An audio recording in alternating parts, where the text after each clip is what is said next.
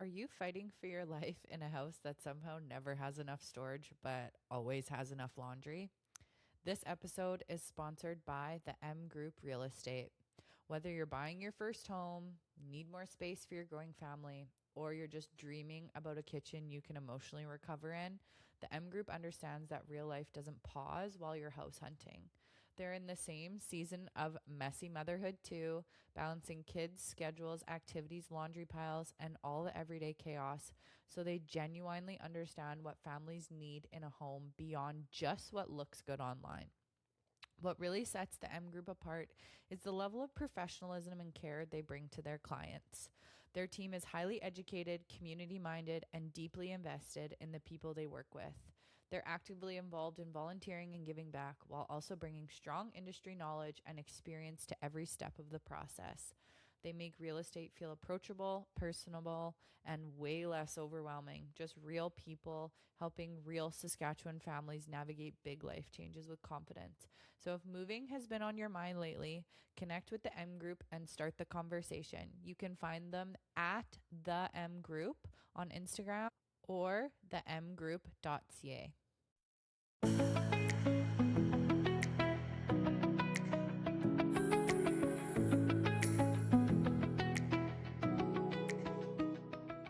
Good morning, good afternoon, good evening, good night. Welcome back to Real Lives of Sask Wives.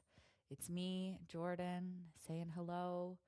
Today's episode is a really powerful episode and a super emotional conversation. I'm joined by Megan Crawley, and she comes on today to share the roller coaster journey of motherhood after her little teeny tiny baby Emma was diagnosed with liver disease and later underwent a liver transplant at literally just 9 months old. In this episode, we talk about what those early days of motherhood look like while navigating hospital stays, uncertainty, fear, and advocating for her medically complex child. Megan opens up about the highs, the heartbreak, and the strength it took to walk through one of the most difficult seasons of her life. Megan also shares how Emma's diagnosis transformed her perspective and led her to become a fierce advocate, love those girlies, for her daughter and for other families walking similar journeys. This episode is raw, honest, emotional, and incredibly inspiring, and I'm so grateful Megan was willing to share her story with us today. Hope you enjoy. So Megan, welcome to the podcast. Thanks for having me. Hey, I didn't even notice your sweater too. Yeah. That's cute. Okay, Yep. so what does Sharing is EM caring. stand for? Team M. So Team Okay. M is after my daughter and Okay. her living liver transplant donor, Emily. Shut up. Okay, So M. we'll Yeah. get. Okay, this is so cool. We'll get into Yeah. all of it. I just Yeah. noticed that as soon as we started recording. Okay, so talk to me about how you came across the podcast. Yeah, I follow Cass Thiessen, I think is her last name, Yep. and on Instagram, and came to kind of know about her and Clark's story Yep. when they were promoting Clark's book. Okay. And so that's kind of how I found out about Cass and Clark's story and the book. And she had posted the interview on her Instagram, Yeah. and I was like, oh, I've never heard of this podcast, and I love podcasts, so I went back and started listening from the beginning. Love and it. Oh, so you know everything about me now. Okay, I now know we all get the to know secrets. you. Yeah, exactly. What other podcasts do you listen to? Just out of curiosity. I love listening to Armchair Expert. Okay, yeah, that's a good one. I love just hearing people's life stories, and he Yeah. kind of digs into that. Smartless is another one. You're a Smartless girl. Yeah. I listen to a podcast called The Toast, and they hate Oh. Smartless because Oh, Smartless really? is always beating them on the charts, so they always talk about like, oh, Smartless, those losers. But so it must be a good podcast. It makes me laugh. It's got me through some tough times. Like Good Hang by Amy Poehler. Yes, It's another that's a good one, just too. really feel good. Yeah. I love listening to well, I used to listen to true crime, not so much anymore, but Me more too. so true stories. Like I listened Mhm. to this one a while ago about this IVF journey. Ooh, I can't okay. remember the name of it though. But Okay. yeah. Did you listen to True Crime and then you had kids and then you couldn't Yes, listen to yes, Same. that Yeah, is. same. I used to. That is exactly I loved it. murder documentaries. Yes. I was big into how Yeah. to make a murder, Oh and my then I had gosh, a child, and same, I was yeah. like, I'm I done. can't do it. I Nope, know. I was nope, this is it's too dark. It's too dark. Okay, so talk to me about where you grew up. Are you from Saskatoon originally? I grew up just outside of Saskatoon in a small town called Clavet. Okay, yeah. So I know it. Oh, okay. Yeah, really? I drive through it all the time to go to the lake. Oh, no way. Yep. Yeah. So I grew up on an acreage, really like halfway from like Saskatoon and Clavette. So it kind of Okay. had like the best of both worlds, in my Yeah. opinion, because I was like a small town school, and then we could go to the city lots. Did you and go stuff. all the way through high school? Yeah, in K to Quebec 12. too? Yeah. Okay. Yeah. And then what brought you into Saskatoon as an adult? University. Okay. I What'd you go went for? Bachelor of Social Work. Oh, Yeah. okay. Yeah. And is that kind of what your career path has been, or did you pivot Yes. at all? Yes. Yeah. Okay. No, I've been a social work through and through, just a couple leaves Yeah. over the past few years, but Okay. Where do you meet your husband? we met at, actually, it's kind of a funny story because we were at, I think it was Athena's in Sutherland. Yes. Yes. I don't think And it's called that anymore. I don't think so I don't know what it's either. called, but I know exactly where it's Okay, called. yes, it was like the third Wednesday night, I think you went there. Yep. Or maybe Thursday, anyways, I was hanging out with actually my daughter's liver donor, Emily. Okay. She's my extended cousin. We used to be roommates. And I was like, I saw my husband, Kian, walk by, and I was like, oh, that guy's really hot.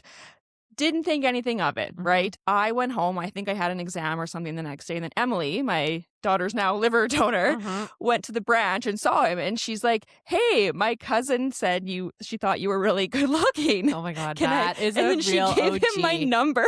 Emily, you're a real friend. I know. I'm like, I have her to thank for my husband and for my literally. daughter. So did he just text you and you were like, Yeah. oh my God. Yeah, and then I think like Emily was like, hey, she's gonna be at mock wedding, in 2 days. And he's like, I'm gonna be there too. And then we met up then. And I was gonna say, I went to mock wedding once. I was too old to go. I was like 22, and I was like, the same for me. But there's so many people there. I know. Oh, I was just getting my drink hit out of my hand every which way I turned. I was like, oh my God. I know. I actually, this is crazy. I was going to the bathroom and all of a sudden this door opened like directly beside the bathroom, and it was just a room of people with like alcohol poisoning. I'm not kidding you. It was like a bunch of zombies. I'm not surprised. And then I remember going to wait for a cab. I was so scarred by this experience. I went to go wait for a cab, and this is when I was at Prairieland, and they just had circles of chairs with a garbage can in the middle. I'm like, yeah, but we're not promoting like overconsumption. My God. Right. Okay, so how long do you date your husband for? When do you get married? I think we started dating in 2013. Okay. And then we actually moved to Red Deer. So we were long distance for like a year-ish. He's an engineer, so he got work in Red Deer. Then I graduated like a year-ish later, and I was like, well, I'm a social worker. I can work anywhere. Literally anywhere, yeah. So I moved to Red Deer, and we were there for, I don't know, 6-7 years. He was there a bit longer. Okay. And then we got married in 2018. Did you get married here? No, we actually got married in Dominican. Oh, yeah, we had a destination wedding. So that was awesome. We went away and I literally planned nothing. I just like showed up, and I've always wanted to go to the Dominican. Never have. It was beautiful. We were in Punta Cana, and like everything about it was great. So okay, and that was in 2018, you said. Yes. When does motherhood come into the picture? 2020, actually, like beginning of the pandemic. I'm not kidding. You are the third person in a row to come on here and say that you had a baby in COVID. Oh my gosh. Yeah. Jeez, yes, the third one in a row. Okay, so how was that experience? What time of year did you? It was April, end of April. Oh, so it was like right lockdown. Your husband was in there with you, right? Yes. Okay, yes. He was able to be in there with us. Were you in Saskatoon? No, we were in Red Deer. Okay, so and like all your family here? All of our families in Saskatoon. Yeah. So we were like by ourselves, and my husband was working from home, and like those were some special times, right? He was working from home. Over his lunch break, we'd be playing like backgammon, and like it was nice, but it was a stress because it was like if he gets a fever or has any sort of symptoms, we were told like he can't come into the room. Okay.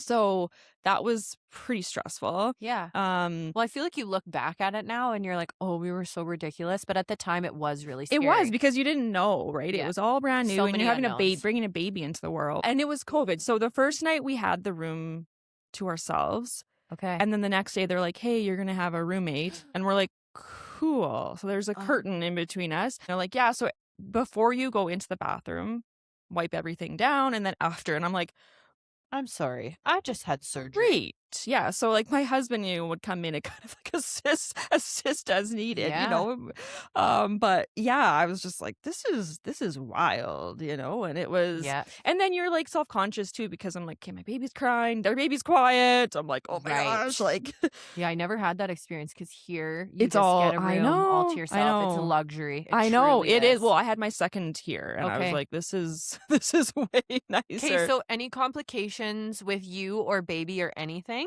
No, mine Other is than a just C-section, exactly. No, he was fine. He actually, ironically, he has jaundice at birth. Okay. So we had to stay a little bit longer. Well, and so what comes first, baby number 2 or moving back here? Like what's the timeline there? My son was born April 2020. Okay. January 2022, we moved back. So my son was almost 2. Okay. And just jobs brought you back, and you're like, yeah, my husband finally found a job back in Saskatchewan. And so, yeah, we were trying to get pregnant. Like with my son, Theo, my firstborn, it took us over a year actually to get pregnant. Okay. And my period cycles were all over the place. Like the doctor thought I maybe had PCOS. Okay. So it was like really hard to even plan like when when am I ovulating, Right. So before you start the progesterone, you have to take a pregnancy test. Okay. And it was negative. And then I started taking the progesterone, and then like a week later, I was like, I just have a weird feeling. I'm going to take another pregnancy test. And then I was pregnant before I even like needed the drugs. Good. Yeah.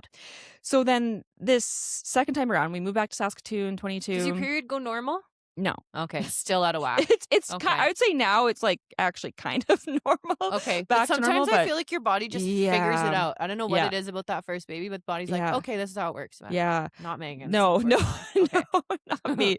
And then, we got pregnant fairly quickly after we started trying again. Okay. And then I ended up having a miscarriage, which like actually I just listened to your fertility podcast, and it sounds very similar. I went in for an ultrasound actually on my son's second birthday. And thinking it was like 8 weeks, and I was by myself. My husband was working, I think. He wasn't able to come. And of course, you're always by yourself for those ones.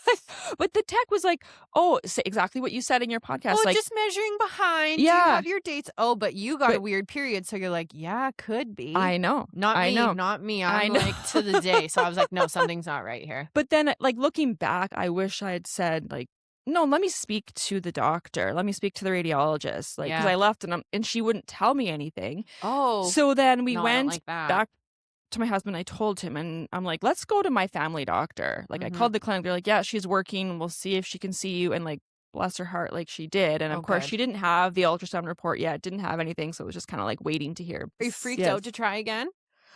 Yeah, I think I just kind of felt a bit disheartened, right? Like, yes. Okay, well, we got pregnant right away, but then now what if it takes so longer? Or now am I going to start having miscarriages? And so luckily, like my doctor referred me to the fertility clinic I was seeing in Calgary. Wow. Okay. Like right away. And I like your doctor. Yeah. Anyways, so I got pregnant and then had my daughter, my second born, in August of 23. And how is babe doing? Because spoiler alert, we know that she's had an organ transplant. Yes. But so she was totally fine. That. Like she was fine. We thought because my son was quite a big baby.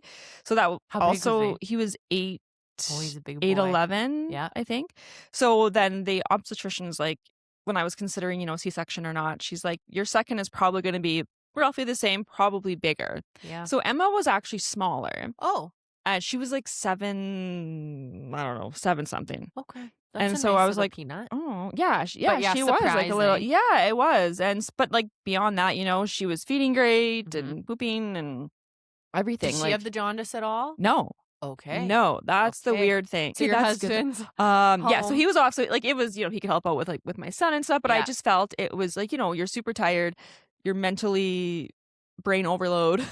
You're overstimulated, you're dysregulated. So at what point do you notice or talk to me throughout health stuff? Some of the things, like with my son, like my firstborn, I was so paranoid about his poop color all the time, right? Okay. I was just very anxious, like very, very anxious with him. So second time around, I was like, I'm not going to be anxious about anything, Yeah, I know, right? Of course. So yeah, my Emma, her belly seemed a bit distended, and we thought, okay, well, our son was quite gassy, like when he was breastfeeding in the beginning, like, and he would get kind of bloated. We're like, oh, it's probably just that. Was she unhappy? Like at times after feeding, but again, like our son was too sometimes, because he would, like, I had really fast flow. Okay. So they would like be gulping and kind of be uncomfortable. So we kind of just thought it was that, it wasn't like she was uncomfortable or in pain all the time, but just after those feeds. And then one time we were giving her a bath and we're like, whoa, like it looks like she has a suntan. Like she's got like, like looks kind of dark, like olive skin complexion. And then it was actually like I had a friend say it too. They're like, oh, is she jaundice? And I'm like, no. Like, how old would she be? She was around this time 5 weeks. Okay. So I was like, no, like she was never born with jaundice or anything. And like we hadn't had like the 6-week checkup yet. That was coming. So then I kind of said to my husband, I'm like, oh, like our friend even noticed that, And I'm like, it definitely puts it more on the radar when someone outside of your household says exactly. And then we were both Googling, of course, and we're like, well, it doesn't seem like you can develop jaundice after birth, though. It seems like it's something that you're kind of born with. And they're like, my husband's like, oh, there's this thing called breast milk jaundice, but like doesn't sound very serious. My son had that. Oh, really? Okay. So we're like, okay, well, whatever. We're seeing the doctor in like 6 days. So I'll just wait. Okay. Again, not like when you Googled it, like nothing about any liver issues came up at all. So, I took her to the doctor.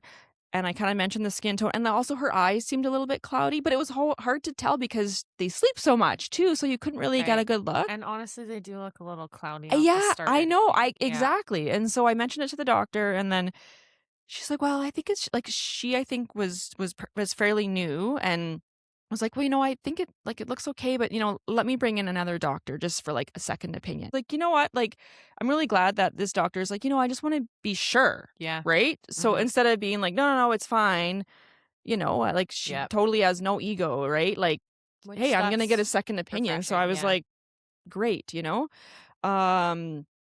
And then when this other doctor's like, yep, it's definitely jaundice. And then, but again, in my head, I'm thinking breast milk jaundice. The second doctor mentions it's probably that. Go do blood work. So I do blood work. Yeah. It was so traumatic. Like I remember just like crying, being so embarrassed. And then that was Friday, late morning. We don't hear anything all day Friday. Saturday morning, we're getting ready to go out to my uncle's farm for Thanksgiving weekend. Our doctor calls and she's like, hey, Emma's blood work came in.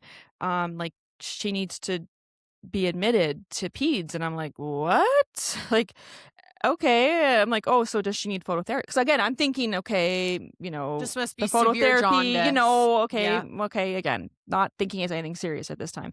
And she's like, yeah, her liver enzymes are elevated and her direct bilirubin. So there's indirect, which is like typically like what babies are born with, and direct bilirubin, which we now know is more indicative, I guess, of liver issues. Okay. So, we get to the hospital in Saskatoon and, they're running so many tests, right? Like more blood work, urine samples. I had to put a catheter in her, and they're just kind of like slowly like ruling things out. Okay.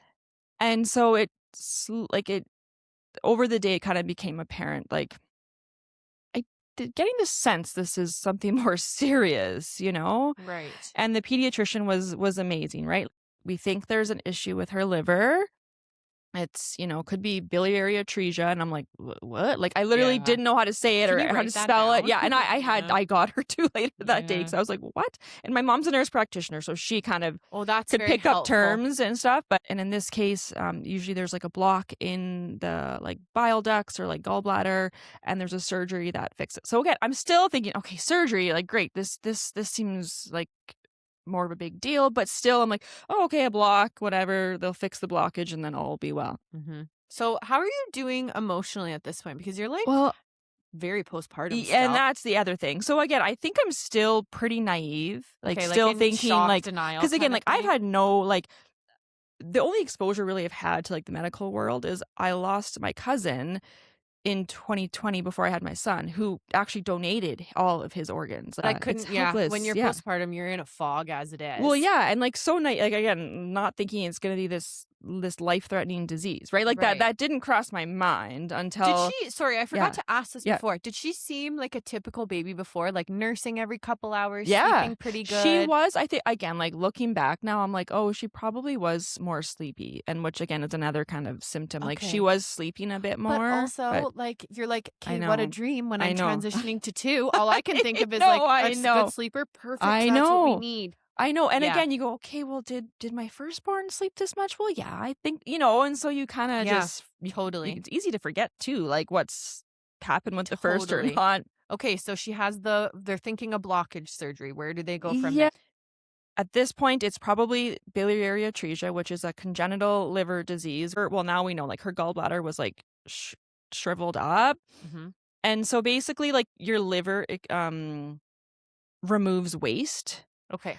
Yep. So it goes through I think it's your like gallbladder, like bile ducts, and then like goes into your intestines, and then you poop it out. That's like if there's a doctor listening, they're probably like, that's very simple. The doctors don't come here because they know it's just a bunch of women not knowing what the heck they're talking about. No, that's good. We need simple here. So she didn't have any route for the toxins to escape from her liver. So her liver was she within, a few months she was like an end-stage liver failure because her liver. So anyway, so her surgery, liver was working overtime or under? Well, I guess because the gallbladder wasn't working. Yes. Is that what I'm gathering? Yes. So then like it was like overcompensating, and then that's why and then like all the toxins were getting backed up because they have nowhere to go. I know it took me forever. It took me forever to like to completely understand. So basically, like the surgeon, he ended up taking like a piece of her intestine and connecting it to the liver, so that the liver could get rid of the waste, the toxins. But by this surgery, again, the surgeon can be like the best surgeon in the entire world, and the surgery could still fail, essentially. Because if the liver is too damaged, it doesn't matter. Like it's too damaged, and it's a very quick moving disease. So you have to do like this nuclear scan. So she had to like take this medicine for 3 or 4 days before this scan. So we were able to like go home. But before we went home, she was talking with us a little bit more about biliary atresia. We're like, well, like, what else could it be? And she's like, well, if it's not that, it's maybe like a liver cancer. We're like, oh, great. Like, is that even a thing in a baby? That it's not allowed to be a thing. I know. Should not be allowed. Oh I know. My gosh. Okay. I know. Like, I just thought the only liver disease there was someone who abused alcohol. I was going to say an old man who drank his like, and they could drink for decades, right? And they could be okay. Yeah. So then they're talking about biliary atresia. The doctor's talking about needing this surgery or else she will die, and then talking about how a lot of babies need liver transplants. And I'm like, oh, okay. Again, in my head, so like naive, just thinking, oh, when she's like an adult, right? Mm-hmm. And then my husband luckily asked, like, so like, do you mean by the time she's like a young adult, like in her 20s? And then the doctor's like, no, like by age 2. And that's when it hit me. And I like my mom was in the room. I was holding, Emma, and my husband, my mom and I, we all just like hugged and were crying. And I was just like, what the, like, what do you mean? And again, going back to what we were just saying about people who drink and abuse their bodies, I'm like, how is it possible that her liver is, so yeah, we had the surgery. Okay. And how then old you was want she when so had the she was 7 weeks ish. Okay, 7 weeks. Does the surgery take? How long are you having to sit there? Well, the surgeon, like we had like the best surgeon ever. Like he was amazing. He said like, do not wait in this hospital. Okay. Leave. And like, that was the best advice. Since then, like any other procedure my daughter's had, we've left the hospital. Actually, that's and he told us, do not look at. He's like, I'm not going to tell you how long it's going to be. I'm not going to give you a timeline because things can go quicker or slower, and it doesn't mean it's a bad thing or a good thing. Okay. So, and that has stood out for us over the past, 2.5 years of our medical journey. Yeah. But that being said, I think we walked along the river. It's beautiful by the hospital. Mm-hmm. I think it was, first thing in the morning till like after lunchtime-ish. Okay. And then she went to the PICU, like the pediatric intensive care unit after. And again, like I had seen my cousin, 3 years prior in the ICU, but nothing prepares you though for seeing your own baby, your own little tiny baby with all these tubes and feeding tubes on her nose and all these machines. Like it was really, really, really hard. Yes. To see her and not be able to hold her. And, we had like my aunt, my husband's aunt, they took turns staying overnight. We never wanted to leave her alone. Nice. Even though there's a nurse in the room. No, but still. But like, they're like, go home. And we were like, oh, okay. Like, and we've learned, again, that's something we've taken with us over the past 2.5 years is people offer to help, like take them up on it. Don't feel guilty about it. Yep. Yeah. So she had the surgery and after the surgery, we're hoping for green poop. Green's the color we want. Because again, looking back, her poop was more on the pale side. Okay. But again, I'm trying not to worry about it, thinking, okay, well, I'm breastfeeding yellow, okay. And she had a green poop and we're like, yay, And then shortly after, it was like clay, like gray clay, like worse than it ever has been. And I just had this terrible feeling. Like I remember sleeping overnight in the hospital, just like shaking, just having like this gut feeling of, okay, this didn't work. What's going on with your son at this time? Is he in daycare? Is he staying with Well, that was one of the other things, like balancing all of this. Yeah, like so when we went home that first night after the doctor had told us, liver transplant, she's probably going to need a surgery. Not only was I worried about my daughter and, is she going to live to see her first birthday, like, well, how is this going to impact her life? One of the things I felt so deeply was like for my son, because I've worked with other medical families, and seen the toll that it can take on the sibling. And I really, really, really did not want that for my son. And that's actually honestly what I struggled with a great deal of, I still do, but in the beginning I just remember like just crying. Like I would just feed my daughter and just, give her to my husband and just cry. But then I was like, okay, I don't want my son he's going through a lot. Yeah. I don't want him to see me like this. I need to, keep it together for him. Yeah. And we were very honest with him, like from the beginning about like it's her liver's sick. And like, she has a scar all the way across her belly. So he knows, and he knows her liver was sick. And I feel a lot of empathy for you, because just navigating, trying to have enough energy and space for 2 kids in normal circumstances feels really heavy. So I can't imagine how heavy that felt. It was very heavy, very, very heavy. Like just wanting to acknowledge my own feelings and allowing myself to, but then knowing this is a hard time for him too, and wanting well, it's to, like, how do you even have time to take care of yourself when you've got a baby in the hospital, and then you go home and you want to make the best of what you have with your son, so that he doesn't remember mom being sad all the time. But I know he did okay. When we were in the hospital, he was a champ, and like everyone in the hospital is so great. With the siblings too, fun. And So okay, so she has the kind of where we left off. She has the clay poop. Yes. So I had a feeling, and the surgeon kind of said, oh, like this can sometimes take things to kind of get back to normal. She was eventually discharged. Her poops weren't always like this clay, but they were still pale. And I knew, right? Did they tell you when to come back?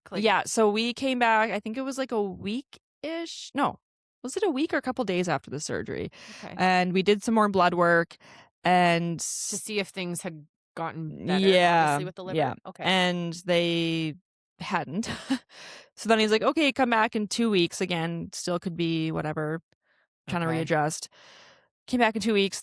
Her liver numbers were even higher, which is not what you want. So he consulted, because at the time there wasn't a specialist to deal with Emma's condition in Saskatoon. So these liver kiddos need to be followed by a GI specialist, like a gastroenterologist. Yeah. And we didn't have one at the time. Okay. So the surgeon called Edmonton. Edmonton said, okay, it could be cholangitis, which is like essentially like a infection of the liver. So give her antibiotics. So we started antibiotics. I was driving to the hospital. I was like, I am not staying here. I said, you're treating her for nothing else. I was driving to the hospital 3 times a day. So like in the middle of the night. And again, I had to go because I was breastfeeding. Right.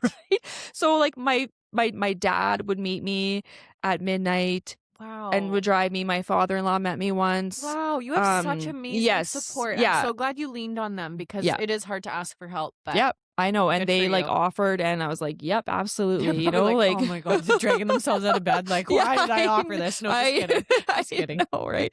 Well, and then it was like winter too. So you're like in the parking lot and you've got this stroller and the big car seat. So yeah, like that was a crazy time too. Veins are so tiny. So I remember blood work.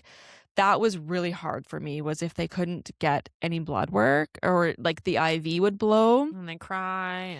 I remember one time in the middle of the night, of course, is when we were there. It was over 2 hours and they were poking her like in the scalp. They had to call NICU nurses. And I remember I was getting so mad. I had my father-in-law was there with me that night and I'm like, I need to go for a walk.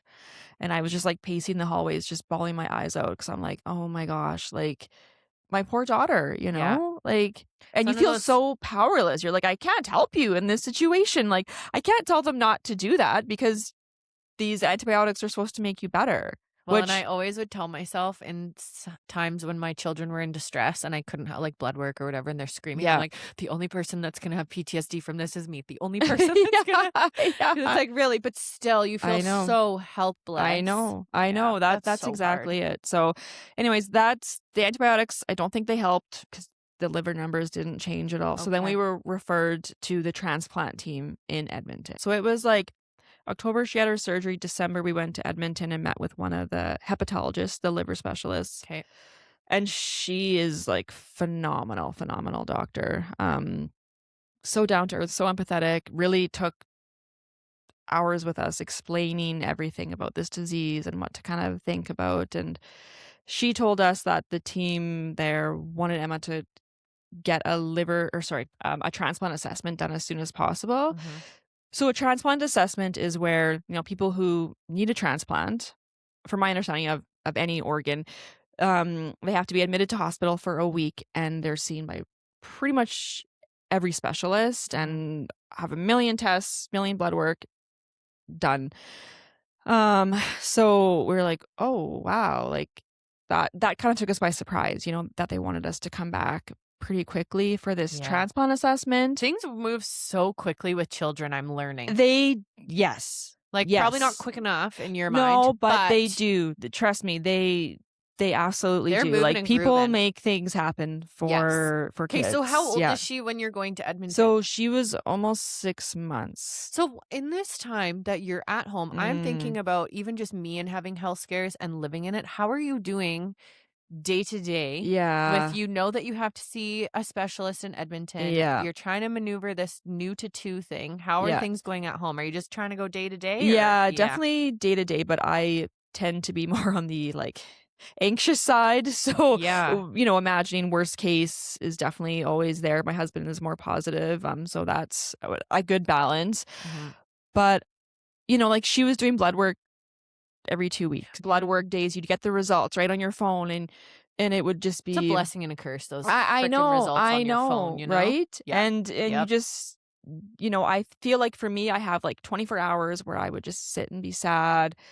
And then again, my son got me through so many hard times, right? Because like with my daughter, it's like, well, she's just kind of a blob at this point. Like really if I'm just crying, whatever, but with him, it was like, he really saved us through like a lot of tough times because it's like, well, I have to get up and be there for him. I mean, minus all the doctor's appointments and phone calls and blood work, like it felt pretty normal. I was home and so how did we get to Edmonton? That. You guys drive with 2 kids all the way to Edmonton? Yes. Well, we left our son home and that was, he was away from us for a week. Mm-hmm. And then we ended up having to stay a bit longer because she developed, ascites, so it's fluid buildup, and that's like a, I guess, side effect or symptom of end-stage liver failure.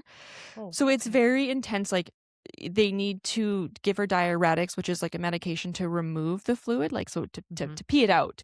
Mm-hmm. But then that also makes your electrolytes out of whack. Mm.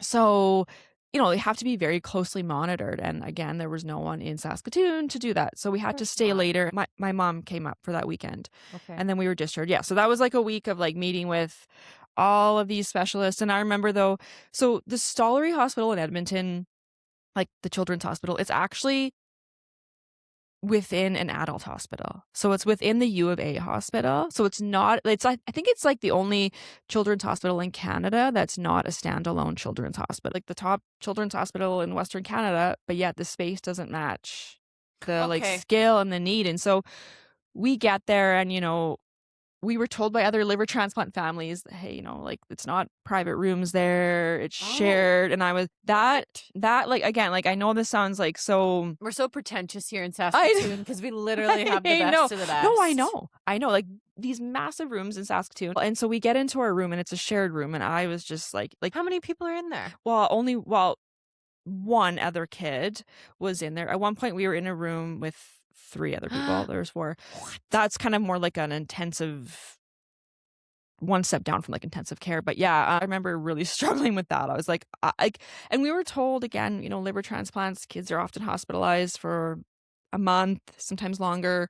So I'm thinking, oh my gosh, like how am I going to live? I'm trying to live a normal life in a hospital with, like we have a curtain. You're having like these, deep conversations like with people, mental breakdowns too, probably. Yeah, and then you got bathroom buddy next door, that can hear every single conversation. So that was really, really tough on top of everything else that you're going through. February, we were home for maybe a total of 10 days. We had to go back to Edmonton for a checkup. We thought it was just an outpatient checkup. The ascites was worse. We ended up having to unexpectedly stay for almost 2 weeks. End of February, so she's 6 months.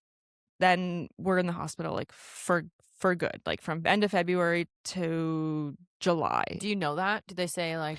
No, so one of the doctors in Edmonton did tell us, she's like, we have had some kids with ascites have to stay in hospital for 3 months before their transplant. And I'm like, that will never be us. That will never be us. Like, there's no way. There's no way. And it was literally like, yeah, we were there for over 3 months before her transplant. So what do you do with your son? Does he come back and forth? Yeah, he's kind of, in the beginning, I was pretty focused on like, okay, I want his life to be normal. I want him to like go to pre-K and, but we soon discovered that's not normal for him because his mom and dad and sister aren't in Saskatoon. Right. He definitely did bounce back and forth. It was very hard for him to leave us. Yeah, so sure.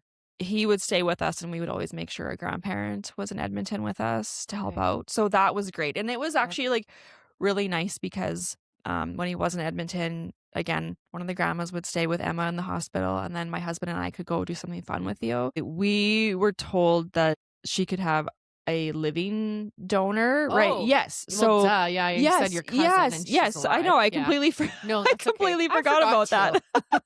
The most important piece. So they're saying. So what they do is like they start testing people, right? And so we posted on social media.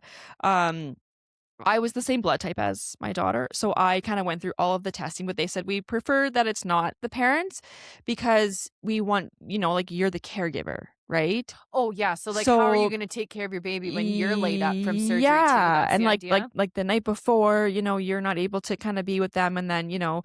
And then I had just had a C-section too, so they're like, not, you just had a C-section 6 months ago. So would you technically be qualified as a donor? I believe I would have. The only thing I didn't get done was a CT scan, but the living donor coordinator was like, if something hits the fan with Emma or if we run out of people to test, like we can get you in. No brainer. Emergency and, whatever. Okay. And then things started to, take a turn with Emma's health. The ascites was getting worse and worse. What's that mean? So the fluid, so I guess the medication they were giving her to try and manage the fluid buildup wasn't working sufficiently.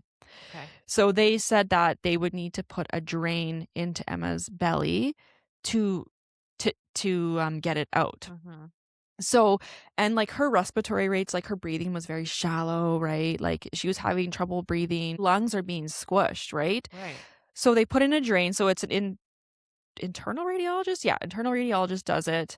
They drained over 1 liter of fluid from her. Poor girly. And then we were told like that other organs can kind of get ticked off from having all this fluid. Her heart rate, everything was going higher. They did an x-ray and her heart looked enlarged. Oh no. And they knew that 2 months ago from the transplant assessment, they, you know, take, again, extensive imaging of everything. Yeah. The heart was fine. So then she gets moved to the PICU. So then she gets an echo, which is an ultrasound of the heart. And, you know, something we've learned is when many doctors come into your room, it's never a good thing. And they come in and they go, oh, would you like to sit down? And I'm like, I don't like the sound of this. Like, so they tell us she has hypertrophic cardiomyopathy. I've heard of this, but I don't know what it is. I don't know. I recognize me from Grey's Anatomy. Yeah, I know. I cannot. I'm not even going to try to explain that one. I can't. This heart condition is usually genetic. So they're like, do you know anyone in the family? And I was like, well, my grandpa, but like he's 90 and he has like every other heart condition. Okay, well, we think your grandpa's hypertrophic cardiomyopathy was secondary to his other issues. We're like, okay. So then we're like, why did this issue? So like no one knew, like these PICU doctors, like the cardiologists, they're like, why would this happen? Yeah. Their best guess is they think the heart was just ticked off from the fluid. So they put her on medication. She responded very well. Her heart rate got back into like the range that they wanted. But meanwhile, the cardio fellow was again chatting with us about this heart condition and everything, and you know, just kind of casually drops like heart transplant, and we're like, no, we don't need another one. We're having one already, and that's enough. Thank you, goodbye. And like the ward we were on, there's so many kids waiting for heart transplant, like for a long time, and you can't have a living heart donor. So like my heart was just like, oh my gosh, like I just felt so sick. I'm like, I can't handle anything else, you know, no more. And a bunch of the doctors, again, never a good situation when, you know, the PICU doctors, the cardiologists, liver doctors, the transplant surgeons, they all get together, have this meeting, like, can we do this surgery now with this heart condition, and backing it up with the living donor situation. So Emma's portal vein was like really, the portal vein is like the main big vein to the liver. Okay. It was really tiny and had a blood clot. So they're like, if we, you know, with a living donor, you can't take that person's vein. They still need that, right? Mm-hmm. I just stopped getting my hopes up, really. It was just like, because we were just hit and hit and hit, right? Like you just keep getting punched in the face. Yeah, exactly. Yeah. And then like with this heart, so then they weren't even sure if she could have a living like liver donor because of this vessel issue, and so that makes things a lot more complex. So they stopped looking for a living donor, and so then now she's on the deceased list. But then these medical professionals have a meeting of like, how are we going to care for this girl? Like, you know, with this heart condition now, like, what are we going to do? So the doctors came back and told us, like, you know, with the heart condition now, there's a 40% chance she would not survive transplant. But then her heart was looking better. She was having lots of ultrasounds of her heart. And, you know, I said to the cardiologist, okay, like things are looking kind of almost normal, right? So is the risk still very high? And he's like, no, like the risk like will not be as high now. So we're like, okay, poof, like good news, you know? Okay, pause here. Mm-hmm. I'm imagining your baby in the hospital. She's like, what, 7 or 8 months old at this point? Yeah. Is she just like on the bed, sleepy, pretty much? Like, yes. I'm trying to get a visual of... Yeah. So what we would do is like, you know, we had like her crib set up as like her play area too. So we had like different baskets with toys and books. Was and she so play? Yep. Okay. Yep. So she even was awake, like even in the PICU, you know, she would sit up and we'd have to prop her up because she couldn't sit up by herself, and her belly was so big that it was quite painful for her, I think. And then again, like we would sit in the chair and hold her. So I had to stop breastfeeding because she started vomiting at night because she was just so overloaded.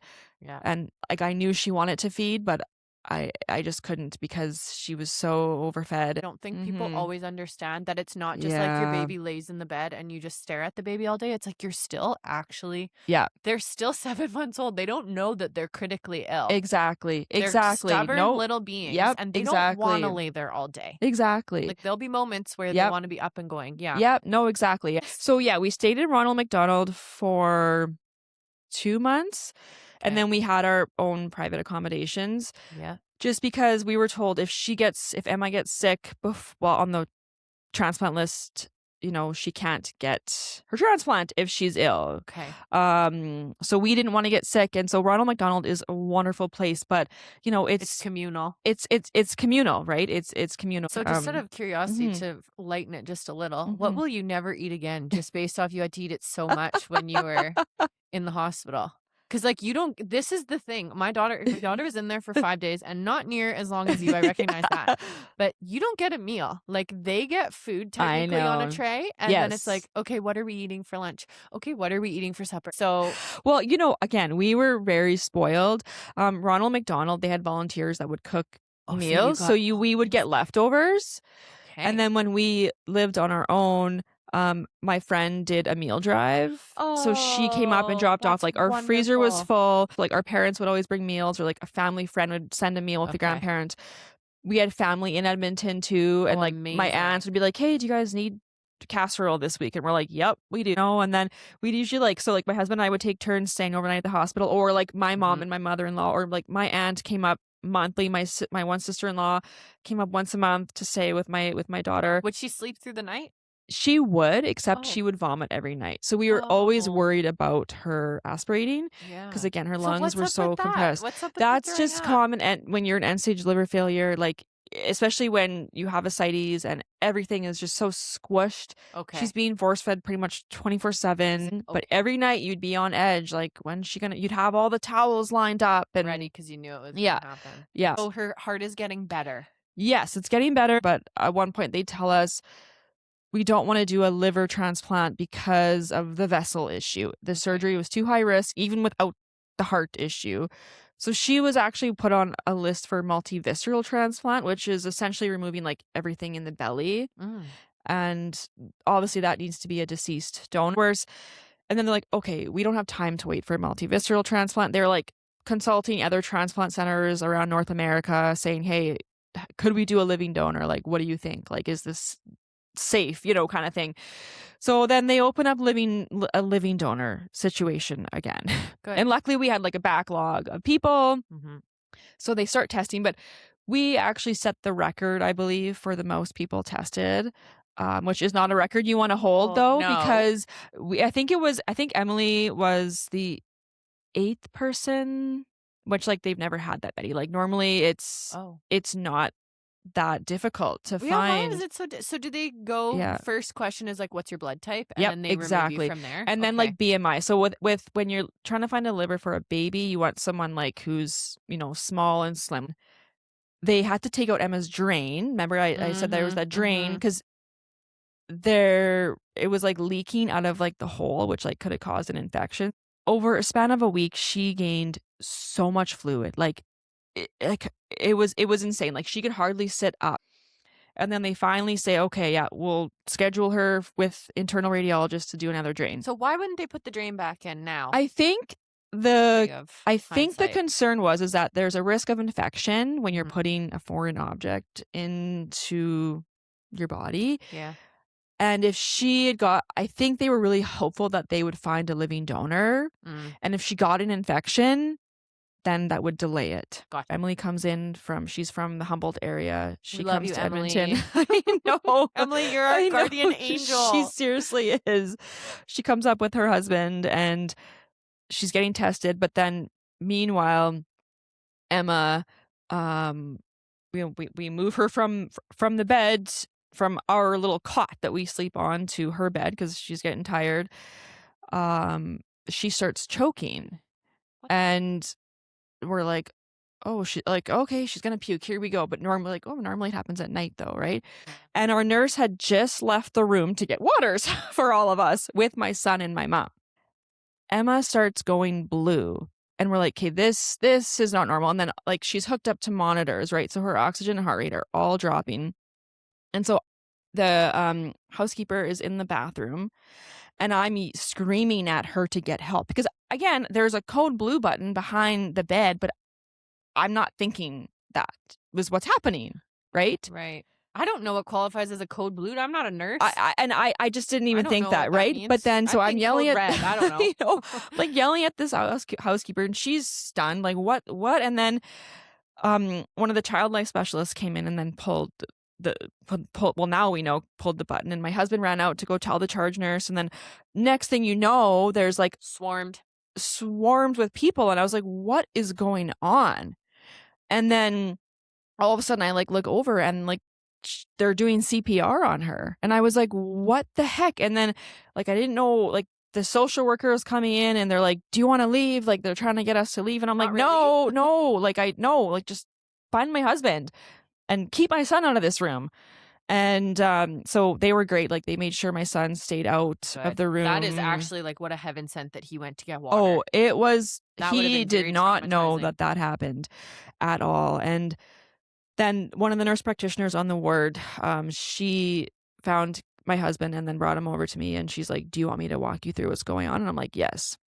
And I honestly think, like, I know I've done a bit of trauma training, and like having her like vocalize and use the words about what was going on, I think has really helped me, because I didn't know what was going on at first. And so she was walking us through, and from what I recall, she had told us, okay, like there's no pulse. This is not good. This is not looking good, you guys. Oh, God. And then they intubated her. So like they put the breathing tube down, and then she screamed. And again, not knowing the significance of this, but the nurse practitioner was like, that's a good sign. She had a pain response. Okay. So anyways, yeah, so she has a breathing tube. Megan, she's like so wheeled to the PICU. Yeah, it was. Oh. And then we're told that day she had aspiration pneumonia. Her lungs were full. We're told the transplant surgeon came and said she's can't have a transplant. She's too sick. Yeah. And I remember saying to like the nurse that night, I was like, she hasn't peed at all. Like I haven't, her diaper's been dry. And I said, like, why is that? And she's like, her body has shut down. And I was like her body is in shock. And I was like I knew what had happened before, like wasn't good. Right. But like just hearing that, I just remember like, I was like, oh, okay. And I just like laid in like the little cot, just like was like just in shock. And like, it sounds like you're really good at compartmentalizing until one thing finally like hits your brain and you're like, I can't compartmentalize. Yeah, literally. Yeah. And then she could not be sedated. Like she just kept trying to wake up. And Megan, but then so when she would wake up, hard. and like she'd wake up and it's called, I think, a vagal response. Yeah. She'd wake up, feel this thing down her throat and like bear down, and then her heart rate and oxygen would plummet. Which was, of course, traumatizing from what had happened before. Meanwhile, Emily is getting tested to be a living donor. 2 days after Emma's cardiac arrest, the living donor coordinator came to our room. And again, I was used to not getting my hopes up when I had heard from her.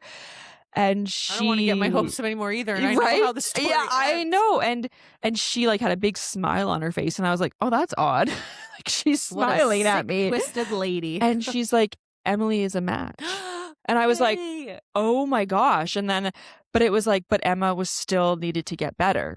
Right. So we're like, I forgot about that hurdle. I know. So we were like positive. Then I remember like her liver doctor came in and we're like, oh, it's like good news that we have a donor. And she's like, yeah, well, Emma's still sick, and was very kind of like negative about it. And I was like, oh, this doesn't sound very hopeful. But right. So like they don't want, well, anyone probably going into surgery on very high levels on like the breathing machine. Like she was on blood pressure medication. So same thing. They wanted the blood pressure medications to come down. They wanted like the breathing machine things to kind of come down. This is such a double-edged sword because she's going through all of this because of her liver failing her. Yeah. So it's like, how do you get better unless you put the liver in? You can't. That was the only thing they could do at that point. Yeah. So yeah, I really struggled with that. I would too. Yeah. But then her lungs slowly started clearing up. They got to the point where they actually would have tried to pull the breathing machine, like turn it completely off. But they said, we don't want to muddy the waters because Emily was a match. They had a big meeting like a week after Emma's cardiac arrest. They're like, hey, Emma's better. Can we do this? Yes, we can do this. So you look like you're about to tell me more bad news. Well, I'm they're kind of, I'm scared, Megan. So they wanted to keep her intubated, right? Like they wanted to keep the breathing tube in. So we're like, totally makes sense. We're fine with that, right? But it was, again, a big struggle to keep her sedated, all that. she was doing good. We were finally like, okay, the day is coming, right? And then we'd had a nurse, the same nurse, for about 3 days. And she's like, this is odd. Emma's like not fighting the medication. Like normally she's like causing more trouble. Like everyone called her a troublemaker because again, she just would not, like the amount of medication she was on like was so high. Like the doctors were like, I would be like out like if I was on that much. Mm-hmm. So they're like, that's kind of weird. Like, let's just maybe run like some more blood tests. And then it was her. You're like, no, actually, just do the surgery. Goodbye. Yeah, literally. That's don't want to know that's exactly it. No, just kidding. That's not what you felt. But no, it was. though, I was like, no. Like, we're like, say no. Yeah, we're like less than 48 hours out from the surgery. Yeah. And it was her ammonia levels were rising. And I don't know too much about that because we didn't have to deal with them until 2 days prior. Right. But they can cause, I think, like confusion. The next morning, they were still rising. Yeah.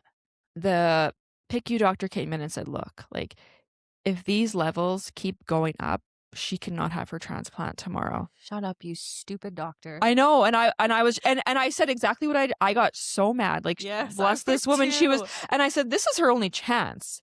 I said, so we can't do the transplant, she's going to die. I can just imagine you like grabbing that doctor and be like, listen here. Trust me, I wanted to. For 3 months. And then I think she said something like, well, you know, like our transplant surgeons are very busy. Like they need to like get their rest. And I said, no, like I don't care if they're tired. Like I don't care what, like they need to do that. But so they stopped the TPN. That was the first thing. Okay. And I'm like, you know, freaking out. Right. And then they did more blood tests a couple hours later to check her ammonia, and it was better. They're like, okay, like things should be good to go. Like, well, better, right? You know, yeah. Good enough for the situation. Quote, unquote. Yeah. Yeah. So we knew the surgery was like going to be high risk. Okay. Yes. So we asked if we could hold her, and one of the nurses like, why don't we bring in like a big adult sized bed, and then you guys can just sleep with her all night.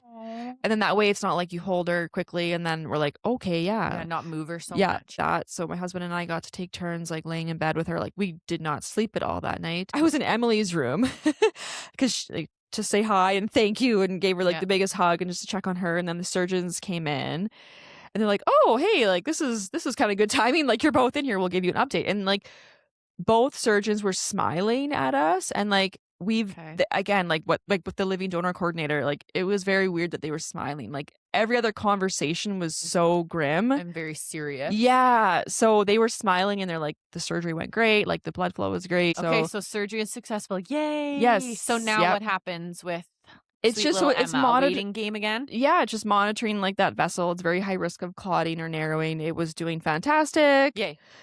She did get an infection. How long did you get to go home? So that she had her transplant June 11th, and by middle of July we started taking her home on home in Edmonton day passes.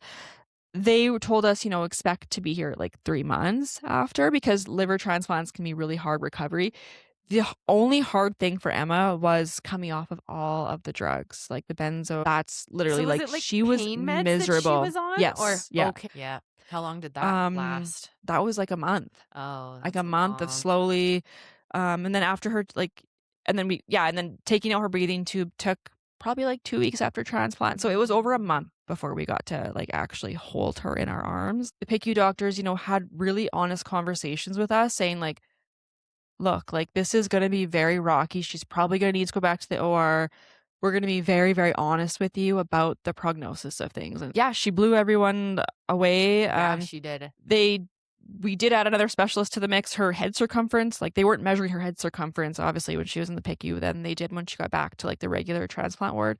And her head like jumped up like 20 percentile. So they're like, what the heck?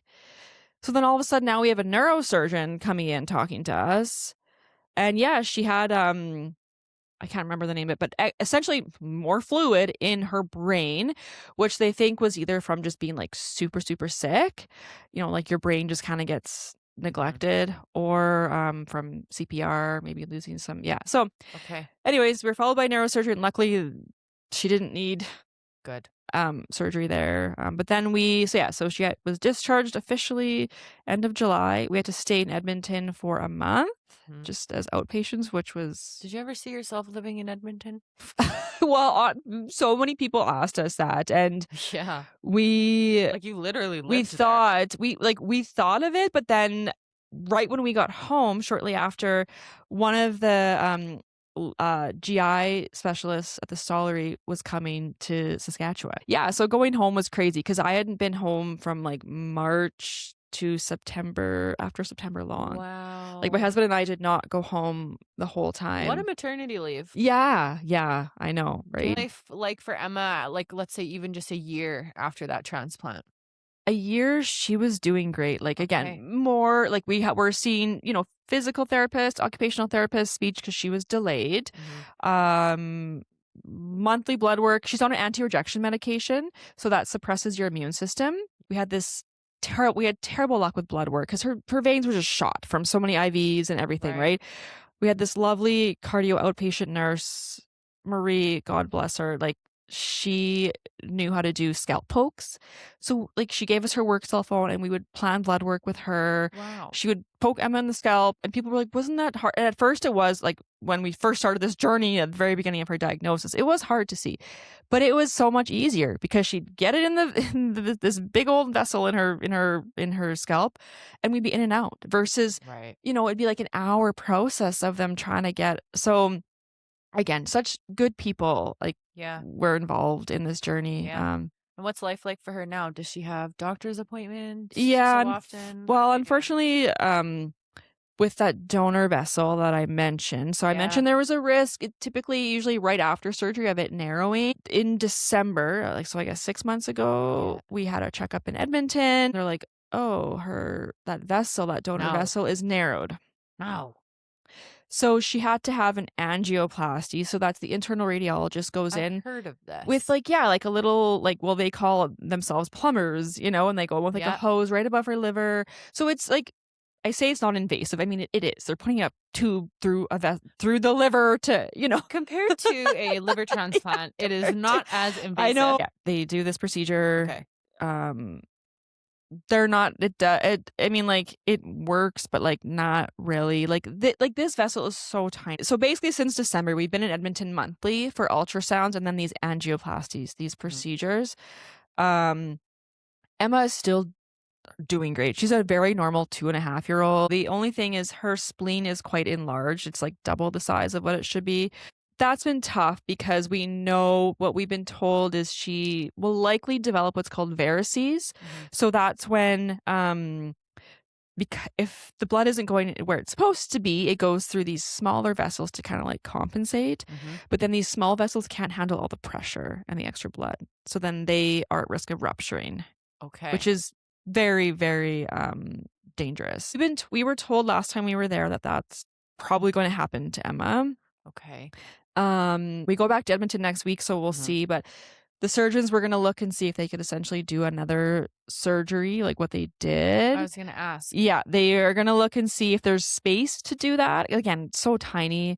They also want to list her for a multivisceral transplant because... Which is what again? Is that all the whole stuff? Everything, because then they can get rid of Emma's crappy vessel, right?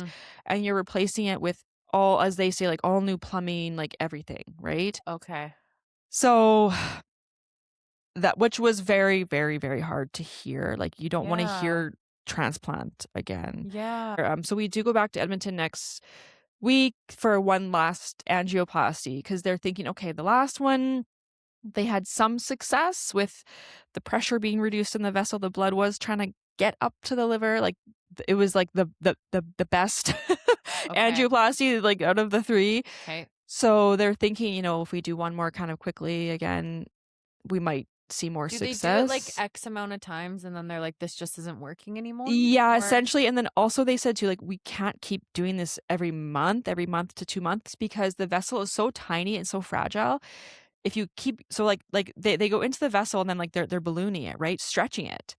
If you stretch it too much, it's like a scab. If you keep picking at your scab, right? Right. So this vessel could burst if they keep doing it. So they're like, we can't keep doing this, especially if it's not really working. Yeah, we're in the process of asking for a referral to Sick Kids in Toronto. What would be different there? So we have a friend that we met through the Stollery there in BC, and their daughter had the same procedure as Emma, like with the donor vessel, living donor, everything. That's really nice to have. Yes, it is. It's been like, it's been great. Like last year we met in Kelowna and went on like a wine weekend together. Like it's been great. But yeah, unfortunately their daughter's vessel narrowed too. And the BC team, her whole vessel was narrowed. So the radiologist couldn't even get in to try and make it bigger. So this procedure in Toronto, they took a vessel from her own neck.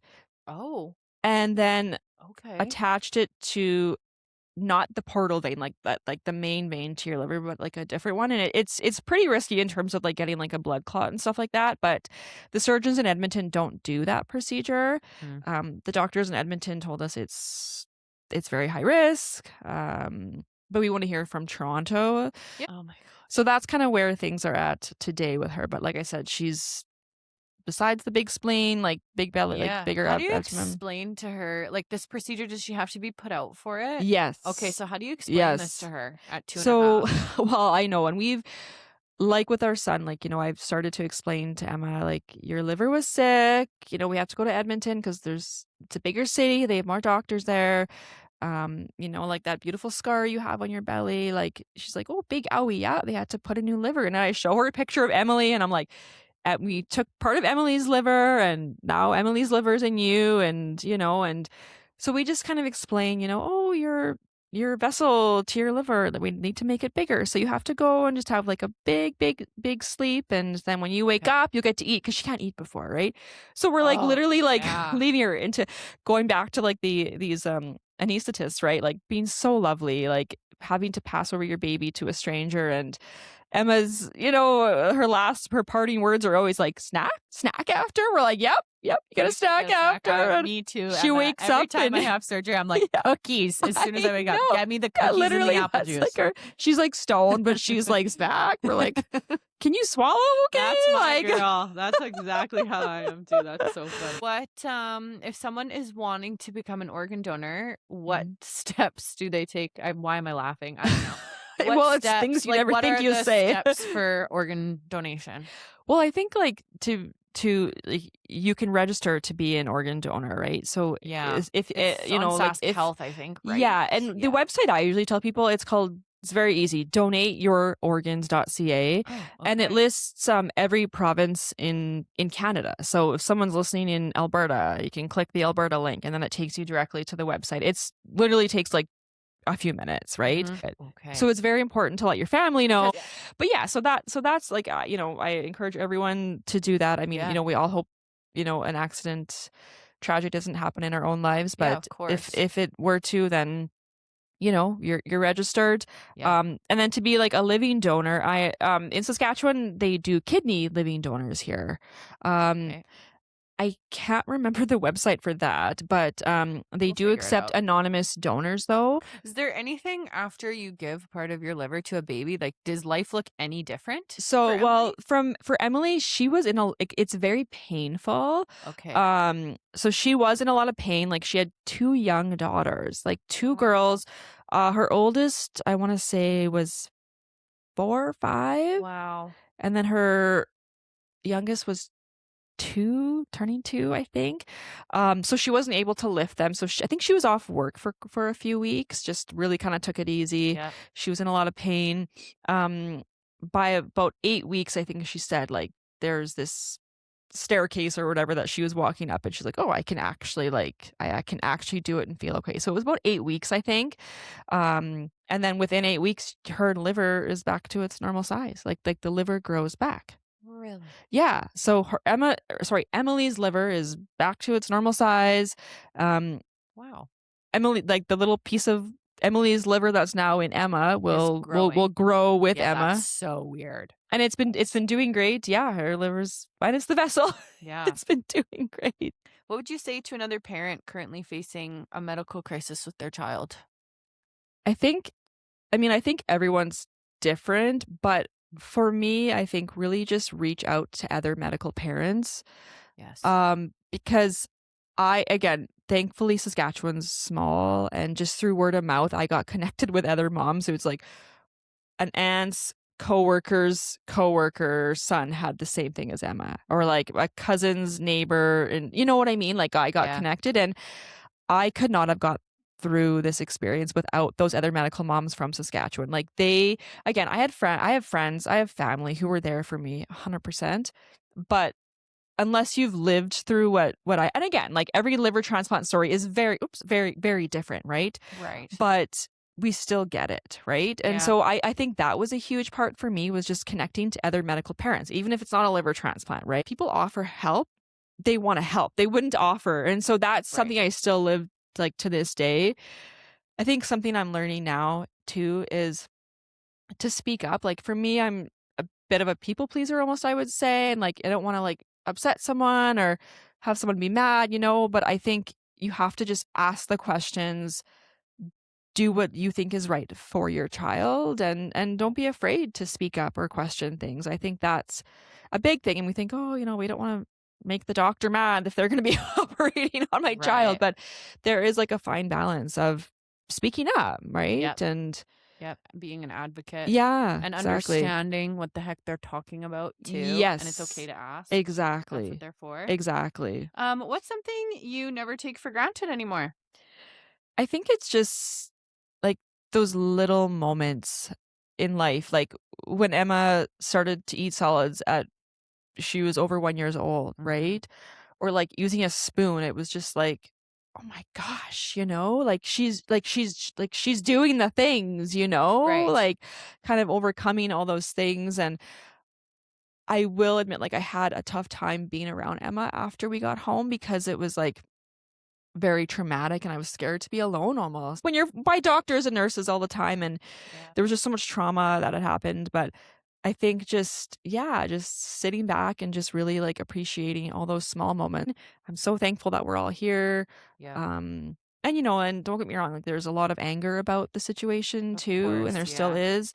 But I think it's finding a purpose. Like that this all happened. I literally cannot change it, and it can't change the future issues that we're dealing with. So what can I do to help other people? Well, I guess I shouldn't say I started, but there is an organization called Move for Life. So we have a grant for Saskatchewan transplant families who need to travel out of province for transplant related costs. My cousin, not Emily, my other cousin, kind of spearheaded this when she reached out to a friend, Kim Burscheid, who's a transplant coordinator in Saskatoon. And my cousin's like, are there any financial, resources for my like Megan's family? And Kim was like, let me look into it. She's like, no, like there's really nothing. So Move for Life started in Ontario, and they moved it to Saskatchewan to create our own branch. And anyways, it's now named after my cousin, the Andrew Pitts family grant, because his family we did a golf tournament last year, raised a bunch of money. So that's been really helpful, is being able to like give back. I've also been in contact with the Ministry of Health, trying to see if we can get some stool charts, just trying to do some more kind of that, I guess, prenatal screening for babies, and seeing if they can do anything in that area.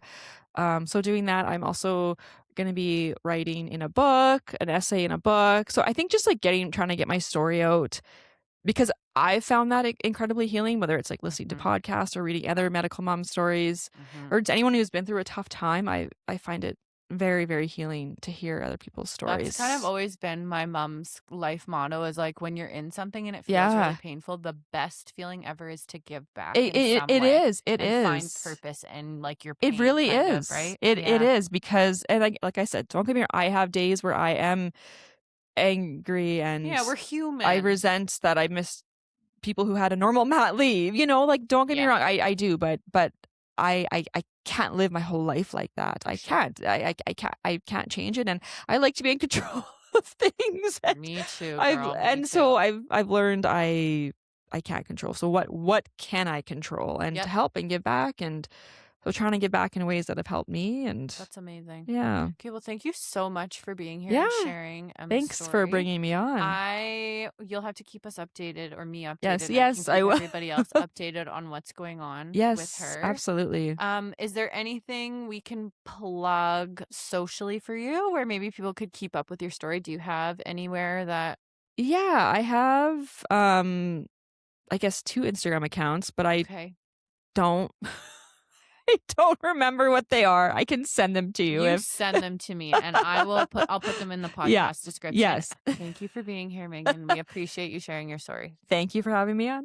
A huge thank you to Megan for coming on and so openly sharing her family's journey with Emma's liver disease and transplant. These kinds of conversations are definitely not always easy, but they matter, I think, so deeply. I hope that by Megan sharing her story, other parents and families navigating life with a medically complex child or children feel just a little less alone. I know I have always felt a little less alone hearing other people's fertility journeys or cancer stories, so I hope this kind of hits in that same realm. Thank you so much for listening. We're having so much fun over here. Lots of fun things coming down the pipe. Thanks for having your morning coffee or your evening beveragino with us. Catch you on the next one. Love you. Bye.